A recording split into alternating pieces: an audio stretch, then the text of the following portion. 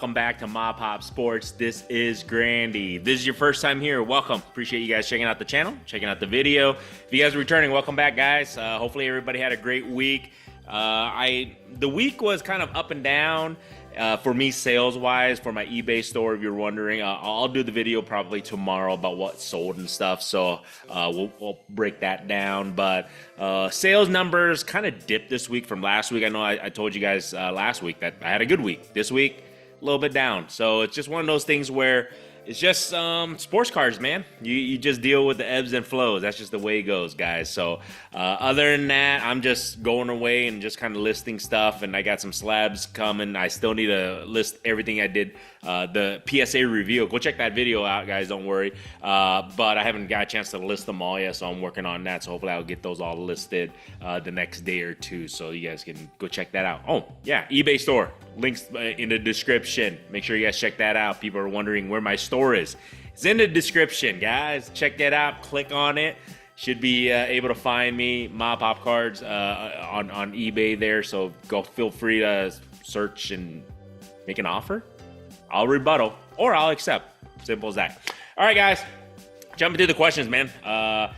Number one, can you set up the store by on the eBay store they're talking about by sport? I don't believe you can. I really didn't go into this yet, but I don't think you can separate them by sport. You can search, I think you can search by team, you can search by names, you can search by keywords, things like that. But the way I set up my eBay store, I don't think you can set it up by sport. But like I said, I think people just search by teams or the whatever league, you know, the NFL, NBA, NHL, things like that, MLB. I think you can search through that, but like I said, I don't think I can set up my store by sport. I wish I could. I wish I could set it up by specific lots. That would be cool. That would be one thing if eBay could do, is like, I know they have a lot. Like, you can click on a lot thing, but your store, if you can actually organize it to where that's one thing I wish they could do, is like, here's your lots, you know, your team lots, your player lots, things like that. That would be cool if you can do something like that. But as far as I know, you can't break it down by sports on that. So, somebody mentioned, why not? Okay, so why even start this as a business? Quit thinking this as a business. It's a hobby. Blah blah blah. Somebody was really a little defensive on my defensive video. Funny, but anyways, they were just like, why don't you just open up a store? All the I guess the resellers are hurting the hobby. Well, this is the thing. Hobby's not much of a hobby if it's not a business. Okay, that's the first thing to let you know. Businesses have to sell cards, whether it's Panini, whether it's Topps, that's a business. They have to sell cards. Resellers, they're able to move cards from another person to somebody who's been looking for specific cards. They need to be able to move that. They can create a business out of that. So simple as that, man. Business is just this. We live in America. It's free. It's called capitalism. You can do it. You know what I'm saying? So if somebody is able to open up a store, whether it's online, in person, whatever, or start a small business, they can. That's the the greatest reason why we live in America, is the freedom to be able to do that. Capitalism, guys. I love it. Greatest country on earth. It'll like I just said, if you want to start your own business, you can. Now, the question was, why don't I just open up a storefront if I want to do a business? Because mofo, everything's online right now. This is the old person sin, like, I need a brick and mortar store. I hate to say it, you need to be able to adapt with times. Like 90% of the sales happens are online or at card shows. Now, the reason why I don't have a specific store, if you would actually go back and watch some of my videos, is because my time and ability to sit there at a storefront, I can't do. The reason being is I have 4 daughters that are 11 and under, and I am the shuttle. I take care of them in the morning. I pick them up midday. I pick them up at the end of the day. So to be able to have a storefront would be very difficult, while I still have all these young kids to take care of, and they also have activities, things like that. So for me to be able to have the flexibility to have a store online is the reason why I do everything online currently. I would love to open up a store. but my situation doesn't allow me to do that quite yet. So for somebody to get upset with others who are, you know, creating a side hustle or creating a business, hey, and more power to them. I want them to do that because it helps create a business in a world of capitalism. So there you guys go. That's just my thoughts on that. Do I think it's hurting the hobby? I don't think the resellers are hurting the hobby. I don't think certain things are hurting the hobby. Whatever hurts the hobby is whoever allows it to hurt them. You know what I'm saying? This is the thing. You collect whatever you want to collect. You can collect the cheapest shit out there. You can collect the most expensive stuff out there. You can do whatever you want. You collect what you want. It's a free world. It's a free hobby to collect however you want to collect. Now, if you allow somebody who's doing a business to hurt you and to give you pain because they're able to resell whatever cards or make something a little bit unaffordable to you, go buy something else that is affordable. Simple as that, man. We live in a world where you can decide for your own. So in my eyes, is it hurting the hobby? I don't think resellers are. Do I think repacks are hurting the hobby? I don't know.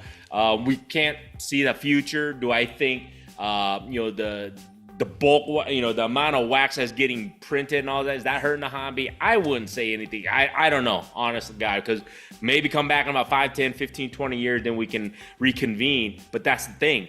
The hobby will still be here. So how much did it really hurt when you bring in more eyes, more people are introduced to the hobby, I guess you can say, right? There you go. That's just my 2 cents on that. So how do I store my inventory? So currently, all my inventory, I put them in boxes in a set where when I'm scanning them in or when I'm taking pictures or when I'm listing them, I literally have it listed numerical and alphabetical wise in a certain section by, type of deal. So I don't have to go back and resort. I can easily find them. Currently, my inventory is taking over my entire basement. I still have a little bit more room to load up, but let's just say if I doubled my inventory in the next year or 2 years or whatever the case may be, or listings on eBay or doing shows and everything, I might have to get a storage office, whatever the case may be. That may come down on the road. That would be awesome. That means I scaled up so big that I expanded. I need more room. So I'm not quite there yet. My entire basement is a pretty big basement, so I'm able to situate it in regards to I have shelving space, so I put all my boxes in whatever sections I have for the way I list my cards. So simple as that. But like I said, hopefully I'm able to expand to a storage unit or office unit. That would be awesome, but not quite there yet. Hopefully we have this conversation in a year or two, and that'll be awesome. So how do you even make profit on low-end sports cards? Great question. This one is tricky. So I'll take it because I did I think a video about when I purchase lots, and I do a lot of low end stuff too. Remember, I always say my low end stuff that I sell, like the $1, $2, $3, $4, whatever, they're icing on the cake. They're not my primary profit builder, but they technically are. This is how. So when I buy, like I said, just an example, if I buy a lot for 1,000 cards, okay, let's just say half of them are just low end stuff. So 500 cards are just whatever, dollar cards, okay, and then the other 400 are mid cards, maybe 100 cards are mid to high end. Okay, let's just say that. So I purchased this lot. This is how I make profit on the low end stuff. So when I'm making an offer to the guy or the girl that I'm buying from the source, I usually budget it and I usually comp it off of the initial, in this case, probably 500 cards. So most likely more, for sure, I focus primarily on that 100 cards, and then whatever else, I kind of figured out the rest, and then I just comp it off of that. All that low end stuff, I don't even count. I don't even count that into my numbers. So that's how I work it out, okay? So then when I break it down, I know those first 100 cards will probably be the first cards that I move and sell because they're liquid. And then the additional 400 cards are, mid-tier or whatever the case may be. They're, the $10, $20 cards or five to 10. I would say about $5 to $20 cards. I'll be able to move them here and there, here and there, here and there. And then I should be able to make my money back from from my, whatever I comped it at and what I paid to source, right? Everything else is icing on the cake. So let's say those 500 cards, let's just say I move 5 a week, 1 a day, okay? Let's just say, I obviously move more than that, but I'm just saying, let's just say I move 1 a day, guys, at $1 or $2 or $3, whatever the case is. That's all pure profit. Pure profit. Whatever, after the eBay fees, shipping fees, whatever, after all that is pure profit, because I already caked in all my I guess you say inventory costs into the 500 cards, not the lower 500 cards. That's how I do it. So everything if I sell on that low end stuff, that's pure profit. So when someone asks like, how can you make money? That's icing on the cake. Everything else covers my initial investment on that lot. So that's how I do it when it comes to lot. That's how I don't know if that's right or wrong, but that's currently how I do it, and it's been working. I think I'm going to continue to do that way, but we'll see. And some people will be like, well, how are those people selling those lots to you? Because I give them a decent offer. Like I said, I need about 60 to 70% off the comps, but I'm taking over 1,000 cars off of this person. You know what I'm saying? If there was that lot. So that's how you look at it, and that's how you gotta make money in regards to the lower end stuff. So hopefully that kind of explains my train of thought and how I make profit off of those lower cards. Because like I said, it's just icing on the cake, guys. So hopefully that helps on that. And we'll just finish it off here. Is it hard to start a business? So someone just DM me on Instagram on that. Yes and no. I would say starting, to run a business, especially online, I think it's a lot easier than anything else. If you were to start a small business. And the reason I say that, online, there's no overhead, there's no building, there's no brick and mortar, there's no leasing, all that stuff. There's no, rules and regulations that you have to go abide by with the fire department, with the city, all that stuff. So that's why the online business, I would say if you were to start a business that way, is a little bit easier. Obviously, follow the rules in regards to the city, wherever you're located, because you're going to need, a business license, a reselling license, an LLC, whatever kind of business you plan on running, you have to follow that and create a business name for yourself and your company or whatever you're looking to do.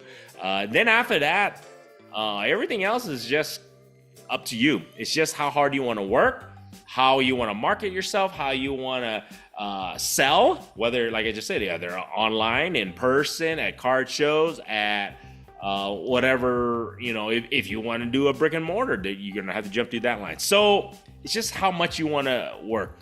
It truly is how much you want to put into your business, how successful you want it to be able to, blood, sweat, and tears, literally blood, sweat, and tears, because I say that because there's going to be days when it sucks ass and it is hard. There's going to be days where it's great and amazing because, you're your own boss. So that's the cool thing about that also. Then there's the stress. There is the pressure that, when you start your own business, you run the show. There is no blaming anybody else. There is no looking for anybody else for help but yourself in the mirror. So that becomes hard. But like I said, it becomes also, is it easy in regards to making adjustments whenever you want to? You don't have to ask anybody else. You just do it yourself. So there's pros and cons. Is it hard or easy? It's just, my greatest saying is it's relative to your situation and to your business. It's all relative, guys. So whatever business you're looking to get into, whether it's sports cards or anything else, it's just how much work you're willing to put into it. It's just what industry it's in, how you want to do it, whether it's online, in person, all that stuff. There's just many avenues. So it's a very difficult question to say yes, and a very difficult question to say no. It's easy to start a business. So up to you on that, and you just kind of figure your way. But the best thing is, if you thinking about it and you want to do it, do it. Oh, see, this is the only thing I always tell people: just do it. If you fail, you fail, but at least you'll never have that regret in life. That's what I always tell everybody. Do it. If you fail, you fail. Learn from it. Maybe start another business. Start your business. Do it. It is what it is. You only live once. Don't live life with regrets. That's what I say. So start your business if you're looking to do it, and that's it. easy, hard, whatever. It's whatever situation you're in, however you view it. So that's the thing on that. So there you guys go. Hopefully this helps you guys a little bit. Hopefully answers you guys' questions a little bit. I just wanted to be a little quick. I got to get back to work in here. So other than that, man, if you guys like this stuff, feel free to subscribe. If you have not subscribed, like I always say, I do appreciate you guys just checking out the video, checking out the channel. So other than that, have a great weekend. Till next time, guys.